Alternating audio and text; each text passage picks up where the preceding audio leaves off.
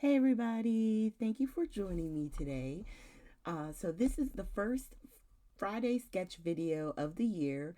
Thank you guys for sticking around with me while I went through some family emergencies last year, but we're gonna jump right on in. Now this collection I had actually planned for July of last year, but with family emergencies happening, I wasn't able to post. Um, as some of you may know, my mother wound up passing away, and I'm trying to get back into things, and I didn't want to lose the work that I had done already. So even though this pattern paper may not really go for January, I'm still finishing the project that I started, and then we'll pick up obviously for the rest of the months, being inspired by the month ahead and the paper collection that we choose. So for this collection, which is from Catherine Pooler, The Seaside, I'm also using this silver service from Nuvo. I've had this in my paper collection for a long time, but it was a great accent for this particular pattern paper. Um, the sketch we're using is actually from Reverse Confetti. It's up here in the upper right hand corner. So you can follow along with me as we put this all together.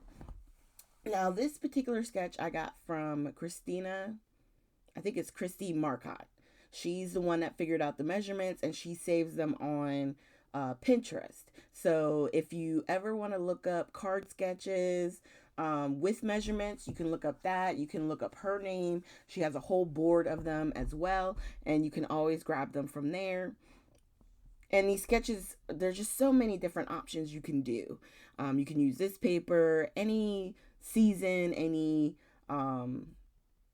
sympathy card, thank you card, birthday card. I mean, a lot of the sketches work with anything. It all depends on what you put to it. So for our accent paper, I used the mirrored cardstock. I had already pre-cut my pattern paper, and now I'm taking a peel off from Love from Lizzie.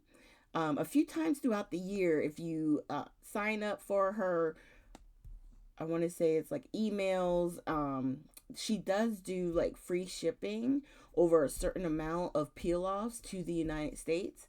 So that's a good way to keep an eye out on those because I love these as accents. I've even used them on my scrapbook pages as well. You just kind of have to strategically hide where they don't meet.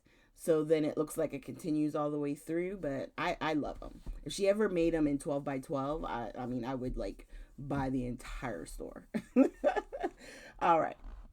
So now I have the mirrored little piece that we're going to put right here in the middle.